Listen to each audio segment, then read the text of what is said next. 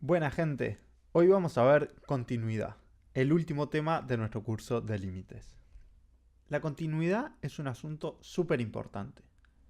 Vamos a ver un poco más adelante en el curso de derivadas e integrales que solo podemos derivar o integrar funciones que sean continuas. Bien, primera cosa, una función continua no tiene ni agujeros ni roturas. ¿Qué significa esto? Si tenemos un gráfico de nuestra función continua, lo que tiene que pasar sí o sí para que nuestra función sea continua es que no tenga ningún agujero. Un agujero pasaría si tenemos nuestra función normal, pero en un punto tenemos un agujero así. O sea, un punto donde la función no existe. No está definida en este punto, entonces aquí existe una discontinuidad, lo que va a generar una serie de problemas cuando vayamos a derivar o integrar. Hay varios tipos de discontinuidades que podemos ver. La primera es esta, el agujero donde la función no está definida en uno o varios puntos, entonces la función no es continua en ese punto. Hay otro caso que es cuando la función viene con un comportamiento determinado y de repente pasa a tener un comportamiento totalmente distinto. Aquí tenemos un salto. Esto es lo que hace que nuestra función no sea continua. O sea, esto genera una discontinuidad. La idea es que cuando una función es continua, tenemos que poder dibujar la gráfica de la función sin tener que levantar el lápiz de la hoja.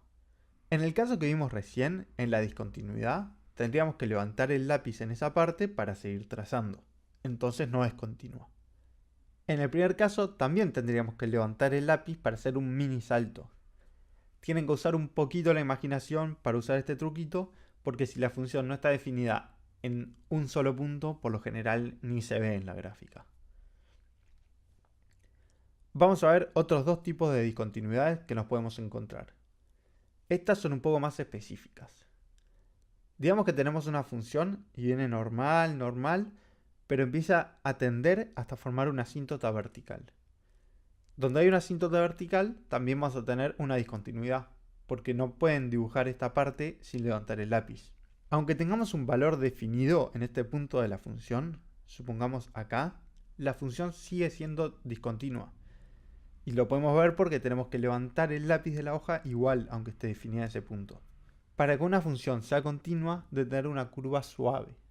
La última de las discontinuidades es cuando tenemos un agujero en la mitad de la curva, pero en ese punto la función que debería tener un valor aquí, tiene un valor en otro lugar. Algo así sería. Este es otro tipo de discontinuidad, un poco especial, que se llama discontinuidad removible. Entonces vamos a ver la teoría. Para que la función f sea continua en un determinado punto x igual a a, entonces se tienen que cumplir tres condiciones. Si queremos que la función sea continua en nuestro punto a, entonces la primera cosa que tenemos que asegurarnos es que la función en a exista.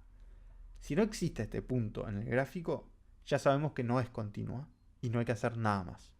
La segunda condición es que el límite de la función f cuando x tiende a a tiene que existir también. Y el límite existe cuando los límites laterales de la función por izquierda y derecha son iguales, como vimos en la clase de límites laterales. Por último, se tiene que cumplir que el límite de f de x cuando x tiende a tiene que ser obligatoriamente igual al valor de la función en ese punto a. Si estas tres condiciones se cumplen, entonces vamos a tener una curva suave continua en x igual a a. Entonces, si dibujamos una posible curva para determinar la continuidad en un determinado punto a, tenemos que asegurarnos que el límite por la izquierda es igual al límite por la derecha y que eso es igual al valor de la función en a. Mencionamos antes la discontinuidad removible, que es este tipo de discontinuidad.